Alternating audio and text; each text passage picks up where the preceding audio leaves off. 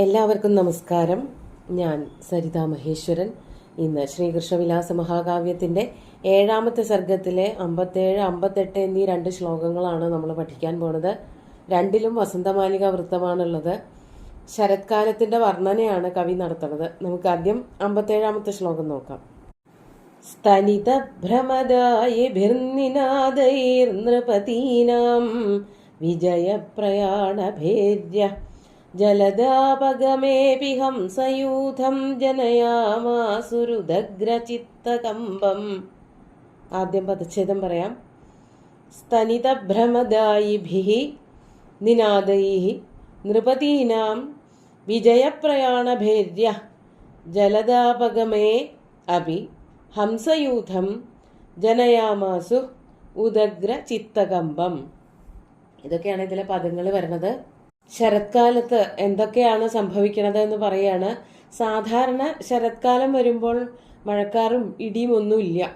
അതുകൊണ്ട് തന്നെ പക്ഷികൾക്ക് പ്രത്യേകിച്ച് പേടിയൊന്നുമില്ല. അതിൽ വിശേഷിച്ച് ഹംസങ്ങളെ പറ്റിയിട്ടാണ് എടുത്തു പറയണത്. ആ ഹംസങ്ങൾക്ക് ഇടിയൊലി കേൾക്കുമ്പോഴേക്കും പേടിയാവാൻ പതിവുണ്ട് എന്ന് കവികൾ എപ്പോഴും വർണ്ണിക്കാറുണ്ട്. അതുകൊണ്ട് തന്നെ ഹംസങ്ങൾ അവർ ചെളിയിൽ താമസിക്കാത്തത് കൊണ്ട് ഇടി ഒലികൾ കേൾക്കുന്നതോടൊപ്പം തന്നെ അവർ മാനസ സരസിലേക്ക് പറന്നു പോകണ കഥ പലതരത്തിലും കവികള്, പ്രത്യേകിച്ച് കാളിദാസനെ പോലെയുള്ളവരൊക്കെ വർണ്ണിക്കുന്നുണ്ട്. സുകുമാര കവിയും വർണ്ണിച്ചിട്ടുണ്ട് 1ാമത്തെ സർഗത്തില്. അപ്പൊ ഇങ്ങനെയുള്ള കഥകളൊക്കെ അല്ലെങ്കിൽ ഇങ്ങനെയുള്ള കവി സമയങ്ങള്, കവി സങ്കേതങ്ങളൊക്കെ ഇവിടെ നിലനിൽക്കുന്നുണ്ട്. അതിനെ കൂട്ടിച്ചേർത്തുകൊണ്ടാണ് ഇവിടെ പറയണത്. ഇടിയൊലികളില്ല എങ്കിൽ പോലും ഇടിയൊലികളുടെ നാദം പോലെയുള്ള നാദങ്ങൾ അവിടെ കേട്ടിരുന്നു. എന്തിന്റെ നാദങ്ങളായിരുന്നു എന്നാണെങ്കിൽ ഇവിടെ പറയാണ്. സ്തനിതഭ്രമദായിഭിഃ നൃപതീനാം വിജയപ്രമാണഭേദ്യ നിനാദൈഃ. സ്തനിതഭ്രമം, സ്തനിതം എന്ന് പറഞ്ഞാൽ ഇടിവെട്ടലുകളാണ്. ഇടിവെട്ടലുകളുടെ ശബ്ദം പോലത്തെ ശബ്ദം ഉണ്ടാക്കുന്നവയായ, അല്ലെങ്കിൽ ഇടിയൊലികൾ തന്നെയാണോ എന്ന ഭ്രമമുണ്ടാക്കുന്നതായ, തെറ്റിദ്ധാരണ ഉണ്ടാക്കുന്നതായ, അതാണ് സ്തനിതഭ്രമദായിഭിഃ. എന്താണ് ഈ ഇടിയൊലി പോലെയുള്ള ഒച്ച ഉണ്ടാക്കുന്നത് എന്ന് പറയുമ്പോൾ, നൃപതീനാം, നൃപതികള് രാജാക്കന്മാര്, രാജാക്കന്മാരുടെ വിജയപ്രയാണഭേര്യ നിനദൈഹി, വിജയപ്രയാണഭേരിയുടെ നിനാദം അല്ലെങ്കിൽ നിനദം, നിനാദൈഹി തന്നെ കൊടുത്തിരിക്കുന്നത് നിനദങ്ങളെ കൊണ്ട്. അതായത് രാജാക്കന്മാര് വിജയശ്രീലാളിതന്മാരായിട്ട് നടക്കുമ്പോൾ അവര് ഈ ജയഭേരികളൊക്കെ വാദനം ചെയ്യാറുണ്ട്. നാട്ടുകാരെ മുഴുവനും അറിയിക്കാൻ, ദൂരെയുള്ള ആൾക്കാരെയൊക്കെ അറിയിക്കാൻ, എന്താണ് ഇങ്ങനൊരു ജാഥ അല്ലെങ്കിൽ ഇങ്ങനെ ഒരു വലിയ പ്രകടനം നടക്കണത് എന്നുള്ളത് അറിയിക്കാൻ വേണ്ടിയിട്ടും അവരുടെ കേമത്തങ്ങള്, അവരുടെ വീരഗാഥകള് ഒക്കെ അറിയിക്കുന്നതിന്, വിളംബരം ചെയ്യുന്നതിന് വേണ്ടിയിട്ട് ഇത്തരത്തിലുള്ള ഘോഷണങ്ങളൊക്കെ നടത്താറുണ്ട്. അപ്പോൾ അവിടെ കൊട്ടുന്നതായിട്ടുള്ള ഭേരികളുടെ ശബ്ദം ഹംസങ്ങളും കേൾക്കുകയാണ്. അപ്പോഴാണ് അവയ്ക്കത് ഇടിയൊലികളാണ് എന്നുള്ള തോന്നലുണ്ടാവുന്നത്. മഴക്കാലത്തൊന്നും ഇത്തരത്തിലുള്ള യുദ്ധങ്ങളോ അല്ലെങ്കിൽ വിജയഭേരികളോ ഒന്നും രാജാക്കന്മാർ നടത്താറില്ല. മഴയൊക്കെ മാറിയപ്പോൾ രാജാക്കന്മാർ പൊതുവെ അടുത്തുള്ള രാജ്യങ്ങളെ ആക്രമിക്കുകയോ അവരെയൊക്കെ തന്റെ വരുതിയിലേക്ക് ആക്കുകയോ ഒക്കെ ചെയ്യാറുണ്ടാവും. അതിന്റെ അറിയിപ്പ് കൊടുക്കല്, അതിന്റെ ഒരു ആഘോഷം കൊണ്ടാടല് ഒക്കെയാണ് ഈ വഴികളിൽ കൂടെ, രാജവീഥികളിൽ കൂടെ നടക്കുന്നത്.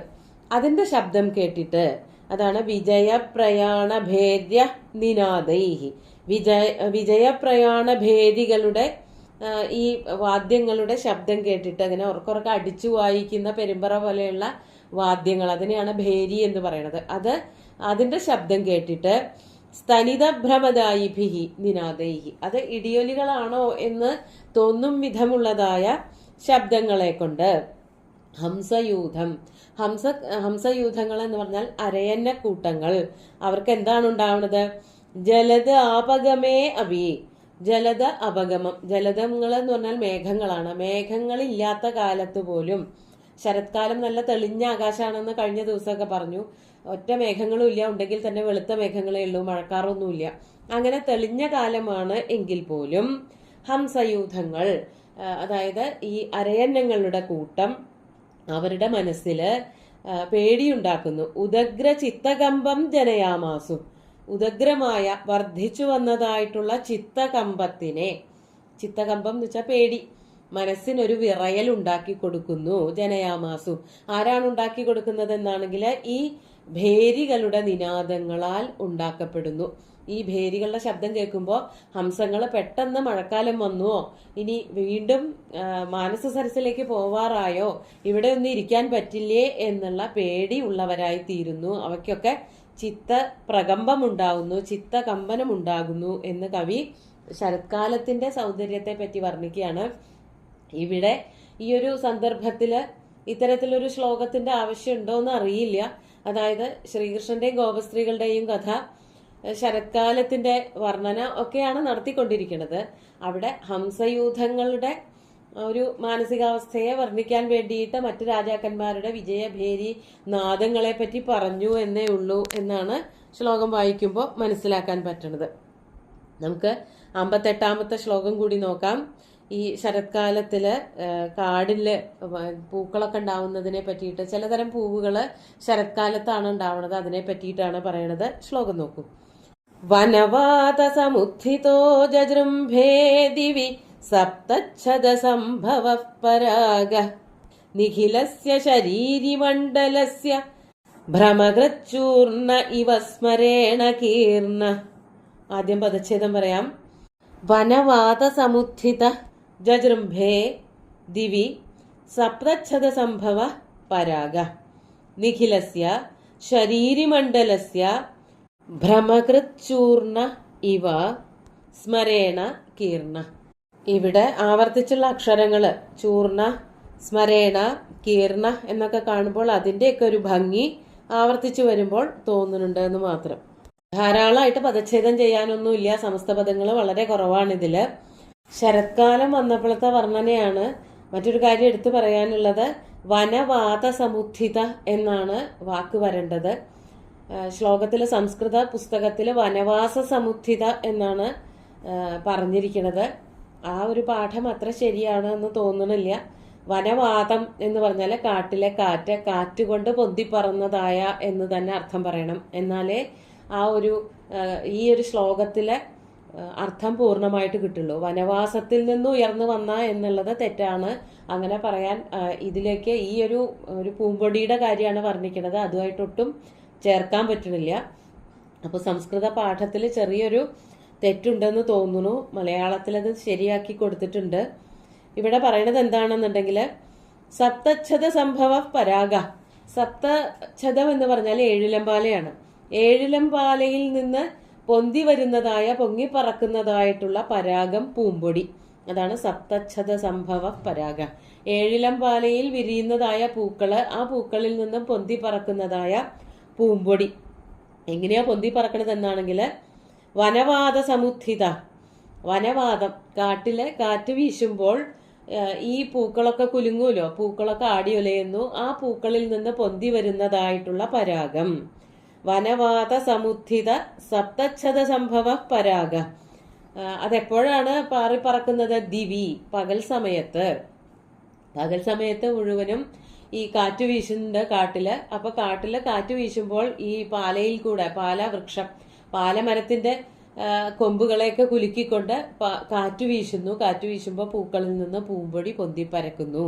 ആ പൂമ്പൊടി കണ്ടിട്ട് കവി ആശങ്കിക്കുകയാണ്. അതെന്താണെന്നാണ് പറയണത്. നിഖിലസ്യ ശരീരിമണ്ഡലസ്യ ഭ്രമകൃത് ചൂർണൈവ.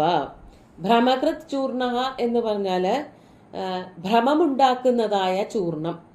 ഭ്രമമുണ്ടാക്കുന്ന ചൂർണം എന്ന് പറഞ്ഞാൽ മനസ്സിന് ഒരു ഭ്രമമുണ്ടാക്കുക, ഒരു തെറ്റിദ്ധാരണയോ അതല്ലാന്നുണ്ടെങ്കിൽ ഒരു എന്താണ് അടുത്തതായിട്ട് ചെയ്യേണ്ടത് എന്നുള്ള ഒരു ധാരണയില്ലായ്മ, മനസ്സിന് ആകെ ഒരു ഉന്മാദം വന്ന അവസ്ഥ, അതുണ്ടാക്കുന്ന ഒരു പൊടിയായിട്ട്. അത് ആരാണ് ആ പൊടി ഉണ്ടാക്കുന്നത് എന്നാണെങ്കിൽ സ്മരനാണ്, കാമദേവനാണ്. സ്മരേണ കീർണ ഭ്രമകൃത് ചൂർണൈവ. ആർക്കാണ് ആ ചൂർണം ഉണ്ടാക്കി കൊടുത്തിരിക്കുന്നത്? നിഖിലസ്യ ശരീരിമണ്ഡലസ്യ. ശരീരിമണ്ഡലം, ശരീരികള് എന്ന് പറഞ്ഞാല് മനുഷ്യര് തന്നെ, മനുഷ്യരോ മൃഗങ്ങളൊക്കെ ആവാം. പ്രത്യേകിച്ച് എടുത്ത് പറയാനുള്ളത് കാമന്റെ ഉപദ്രവം അല്ലെങ്കിൽ കാമപീഡ ഉണ്ടാവുന്നത് മനുഷ്യർക്കാണ്. മൃഗങ്ങൾക്കും ഉണ്ടാവുന്നുണ്ട്, പക്ഷെ ഇത്ര വിസ്തരിച്ച് വർണ്ണിക്കാൻ തക്കവണ്ണമുള്ള രീതിയിലൊന്നും അത് പറയാറില്ല. അപ്പോൾ മനുഷ്യർക്കൊക്കെ തന്നെ മനസ്സിൽ ഒരു ഭ്രമമുണ്ടാക്കുന്നതായ, ഉന്മാദാവസ്ഥയെ ഉണ്ടാക്കുന്നതായ ഒരു പൊടി കാമദേവൻ ചുറ്റും വിതറുകയാണോ എന്ന് തോന്നും വിധം. അതാണ് ഭ്രമകൃത് ചൂർണ. അതെങ്ങനെയുള്ളതാണ്? സ്മരേണ കീർണ ഭ്രമകൃത് ചൂർണ ഇവ. സ്മരനാൽ വാരി വിതറിയ ഭ്രമചൂർണം എന്നതുപോലെ കാറ്റത്ത് അതിങ്ങനെ കാട്ടിൽ മുഴുവനും പൊന്തിപ്പരന്നു. പാലപ്പൂവിന്റെ പൂമ്പൊടി എല്ലാ ദിക്കിലും പാറിപ്പറന്ന് നടന്നു പകല്. അതാണ് സ്മരേണ കീർണ ഭ്രമകൃത് ചൂർണ ഇവ ജജൃംഭേ. അപ്പോ അന്വയം വേണമെങ്കിൽ ഇങ്ങനെ പറയാം: നിഖിലസ്യ ശരീരിമണ്ഡലസ്യ സ്മരേണ കീർണ ഭ്രമകൃത് ചൂർണ ഇവ വനവാത സമുത്ഥിതോ സപ്തച്ഛദ സംഭവ പരാഗ ദിവി ജജൃംഭേ. ഇതാണ് അന്വയം വരിക. ആദ്യത്തെ വരിയില് എന്താണ് ശരിക്കും പാറിപ്പറക്കണതെന്ന് പറഞ്ഞു. അതിനുശേഷം രണ്ടാമത്തെ വരിയില് അത് എന്തായിട്ടാണ് കവി കൽപ്പിക്കുന്നത്, അല്ലെങ്കിൽ അത് എന്തായി തീർന്നു, ഈ ജീവികൾക്ക്, പ്രത്യേകിച്ച് മനുഷ്യർക്ക് കാമൻ നൽകിയ ഒരു പൊടി പോലെയായി. ഈ പൊടി എന്നൊക്കെ പറയുമ്പോൾ ചില മന്ത്രവാദികളോ അല്ലെങ്കിൽ തന്റെ പക്ഷത്തേക്ക് ചായാൻ വേണ്ടിയിട്ടൊക്കെ ചെയ്യുന്നതായിട്ടുള്ള ചില കുതന്ത്രങ്ങളുടെ പൊടിയായിട്ട് വേണം കൽപ്പിക്കാൻ. അപ്പൊ കാമദേവന്റെ ലക്ഷ്യം എന്ന് പറയുന്നത് എല്ലാവരെയും കാമപരവശരാക്കുക എന്നുള്ളതാണ്. ഈ പൂമ്പൊടി പറന്നതോട് കൂടിയിട്ട് മനുഷ്യർക്കൊക്കെ കാമപരവേശം കൂടി എന്നാണ് പറയാൻ ഉദ്ദേശിക്കുന്നത്. അതും കൂടിയായപ്പോൾ, ബാക്കി എല്ലാം കൊണ്ടും കാമപരവേശം ഉണ്ടായിരുന്നു, ഈ പൂമ്പൊടിയും കൂടി ആയപ്പോൾ ഒന്നും കൂടി ജനങ്ങൾക്കൊക്കെ ഭ്രാന്ത് വന്നൊരവസ്ഥയായി തീർന്നു എന്ന് വേണമെങ്കിൽ പറയാം. അപ്പോൾ ഒരു മന്ത്രവാദിയോ അല്ലെങ്കിൽ ഈ തരത്തിലൊക്കെ ആഭിചാര പ്രവൃത്തികളൊക്കെ ചെയ്യുന്ന ആൾക്കാരെ തന്റെ വശത്താക്കാൻ വേണ്ടിയിട്ട് ചില കൈക്രിയകളൊക്കെ ചെയ്യണത് പോലെയായിരുന്നു കാമദേവൻ പൂമ്പൊടി കൊണ്ട് കാട് മുഴുവനും വ്യാപിപ്പിച്ചത്, കാട് മുഴുവനും പൂമ്പൊടി വിതറിയത്. അതുകൂടി കണ്ടപ്പോൾ സ്വാഭാവികമായിട്ട് കാമി ജനങ്ങൾക്ക് ഉന്മാദാവസ്ഥ വർദ്ധിക്കുകയും ചെയ്തു എന്ന് വേണം വ്യാഖ്യാനിക്കാൻ. നമുക്ക് ശ്ലോകങ്ങൾ ഒന്നുകൂടി ചൊല്ലി നോക്കാം. സ്തനിത ഭ്രമദായിഭിർനിനാദൈർനൃപതീനാം വിജയപ്രയാണഭേദ്യ ജലദാപഗമേപി ഹംസയൂഥം ജനയാമാസുരുദഗ്രചിത്തകമ്പം വനവാതസമുത്ഥിതോ ജജൃംഭേദിവി സപ്തച്ഛദ സംഭവഃ പരാഗ നിഖിലസ്യ ശരീരിമണ്ഡലസ്യ ഭ്രമകൃച്ചൂർണ ഇവ സ്മരേണ കീർണ. ശരത്കാലത്തില് കാമന്റെ ആ ഒരു പീഡ ഒന്നുകൂടി വർണ്ണിക്കുകയാണ് ഇവിടെ കവി ചെയ്യണത്. സുന്ദരമായിട്ടുള്ള 2 ശ്ലോകങ്ങളും ഭഗവാന്റെ കാൽക്കൽ അർപ്പിച്ചുകൊണ്ട് ഗുരുവായൂരപ്പനെ സാഷ്ടാംഗം നമസ്കരിച്ചുകൊണ്ട് എല്ലാവർക്കും ശുഭദിനം നേർന്നു നിർത്തട്ടെ. നന്ദി.